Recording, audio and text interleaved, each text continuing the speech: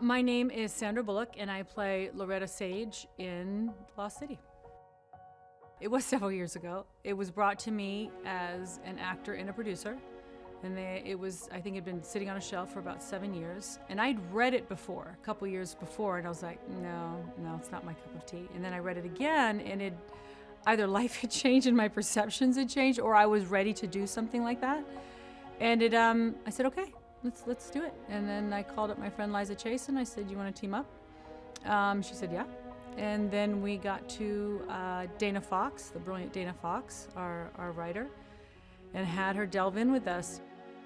Loretta Sage is a writer of many, many romance novels. She's a shut-in. She would prefer to stay home and eat cheese in the safety of her home. Nothing wrong with that, right? And she experienced loss years before and just has found great comfort in her home, in her books, and in her words, and in her brain. She doesn't feel the need to go out and have an adventure because she writes about it. So she experiences it in her imagination, but she doesn't feel the need to physically go out and have adventures until The Lost City is a book that she has written. She's a historical writer, basically, and she just would add some sex to it in order to get it to sell because no one was buying history books. And she found great success that way, but this book she just can't seem to finish. She doesn't have the ending. So she just sort of quickly wraps it up, gets the book out there because she doesn't feel she has any more in her. They bring in the cover model of the book, played by Channing Tatum, to the convention because Loretta, anything that comes out of her mouth will bore people to tears. So they know in order to keep it sexy and fun, they must have the cover model there. And what happens after that is she gets kidnapped. He feels bad. He has to go get her, and they're stuck in the jungle. This was always an action adventure that had romance is the through line and seasoned with a bit of comedy. You know, we kept thinking, why do the films that have romance in them not have the comedy part with the adventure? Like you either have rom-com or you have action adventure. So we got a little ambitious, but we got ambitious because we knew we could pull it off. We knew it would be this funny. Because of the subject matter, you put oil and vinegar together, you're gonna have problems, and hopefully those problems are funny. You have someone who shouldn't be in nature. You have a cover model who is trying to be the hero to get the shut-in author out of the jungle, and neither one of them should be in any atmosphere other than a hermetically sealed building with air conditioning. I had to learn how to navigate in a onesie jumpsuit with a pair of heels in the jungle with no restrooms for 12-hour days. So what you do is you don't drink water and you pray. That was my training. I did a lot of praying for the end of the day so that I could unzip the onesie and get out of it in the middle of the jungle. Here's the nice thing about Chan is that he's a physical comedian. He's a comic who physically uses his body to convey the joke. I understand that. That's how I operate. And it's so nice to have a partner that you feel A, as comfortable as I did with Channing. B, we have really good timing. We're different enough that we complement each other, but we're also really helpful to the other one. If someone bats something at you, the other one will. But it's all physical. And, you know, this whole film we were glued at each other's sides. So you have to really like the person and feel safe with them, and I really did, and I hope he felt the same with me, but I just like being in his presence. I like trying to see what physically we could come up with that day in a tight situation, because it was always in a tight, uncomfortable situation. Channing Tatum brings to Dash a gold mine. You know, I mentioned he's a physical comic. He's just so self-deprecating. There's nothing about him that's ego-driven in the role of Dash, which is so important because Dash is such an innocent. He's not a narcissist. Dash is just wide-eyed and sweet, and not many people can play that because there's not many wide-eyed, sweet people, but Channing has such an intuition comedically about Dash and how to play it. It was just so sweet. And then on top of it, he's really handsome, and he's Channing. He's got a six-pack, and I don't. So I'm glad one of us had it. And I'm glad he was willing to take his shirt off and his pants, because I wasn't. So that's what he brings to it. Ass and abs. Sorry, is that disrespectful? I think not.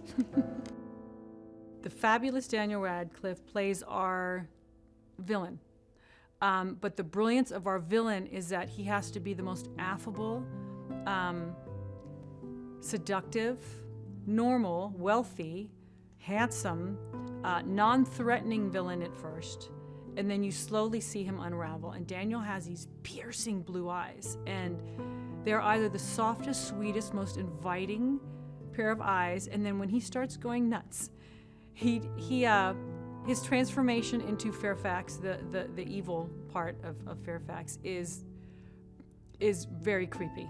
He's brilliant. He's a brilliant actor who we've seen grow up in front of our eyes. And to me, the most exciting character in this film, I think what I'm excited for audience to experience, is the Daniel Radcliffe that he is now, that they will not expect. His enthusiasm is infectious. Like, he is so meticulous. He is so, like, if there was anyone ill-prepared on this film, it was me and Chan. If there was anyone over-prepared, it was Daniel. He plays this character, Jack Traynor, who is someone who goes in and tactically retrieves kidnapped people and, does things like that.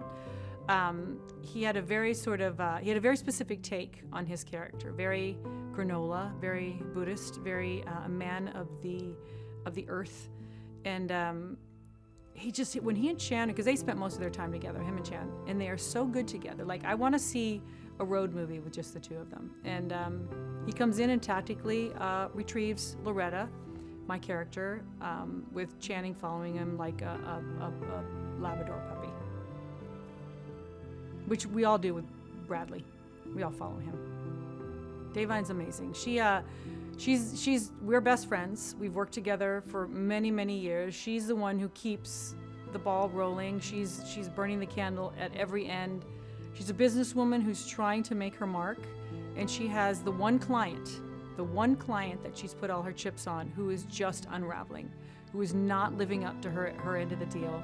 But she has to also be super sensitive and kind about this woman who's just flailing.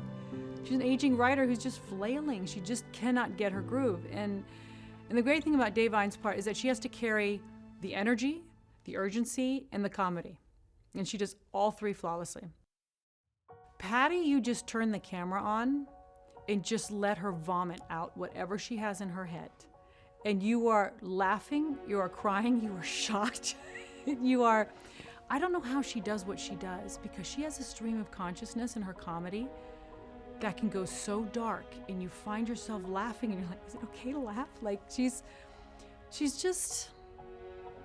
really brave. She's really brave in her comedy, and she's brilliant when she's really still.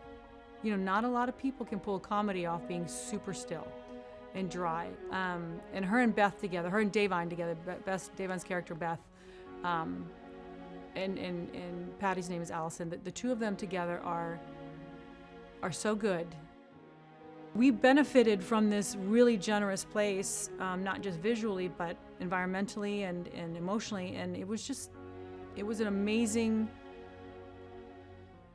journey of many puzzle pieces needing to come together, and that did come together to make a film that you want to see in the theaters, that you get this big, massive landscape, you get deep, meaningful storytelling, you get comedy, you get a lot of action, you get Bradley Pitt, you get Channing Tatum. Oscar was the first person I wanted to cast before we had anybody else cast. When we did this, I said, I told the writer, we need to write a part for Oscar. I need to be in his presence again. I didn't have enough to do with him, so we wrote Oscar before we actually hired him. So we wrote the role, realized there was another film coming after them. I was like, wait a minute, we write this for him and we haven't cast him? So he was the first actor on the list of casting. So this jumpsuit, as problematic as it was genius. because had we been in the jungle and I was wearing something brown or khaki, something that was appropriate for the jungle, we would not visually have the film that we have now. We have a sequined jumpsuit that's in fuchsia, in this gorgeous greenery. You know where we are. There's not one second, I don't care how far that helicopter shot gets, you know where we are. We save money on visual effects because you know where we are. I'm like a walking disco ball. It's like the whole world saw me on satellite.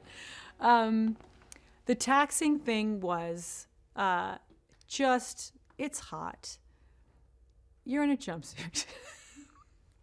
I'm going to be talking about the jumpsuit for the rest of my life, but would I have changed it? Hell no, because it was funny, it was inappropriate. Here was this woman with the stick up her butt who just couldn't get out of her own way. It was so tight and she just couldn't relax, and she was in a jumpsuit that she was forced into at the beginning of the film by her bestie. She said, just wear it for 2 hours, it's on loan, it'll make you sparkly, somehow it will make her sexier. It didn't. And you just return it and we'll be done. Little did she know she would be kidnapped in the jumpsuit, in a jungle, in the Dominican Republic. I want the audiences to walk away with such escapism. I want you to laugh your ass off. I want you to fall in love, and we're gonna do it while dragging you through the mud, sending you on an adventure, like tropical locations, gorgeous locations, beautiful sunsets, dangerous situations, an incredible group of people that are gonna make their journey really impossible. We're gonna tick all the boxes that we've really been missing because we've gotten very serious, you know. I just want there to be a joy in the journey in the theater, because life has been really, really hard. And now is the time to lean into that kind of thing. And we brought it, and I hope they see it and they enjoy it. You know, it's like you're making this for the audience. This is all for the audience.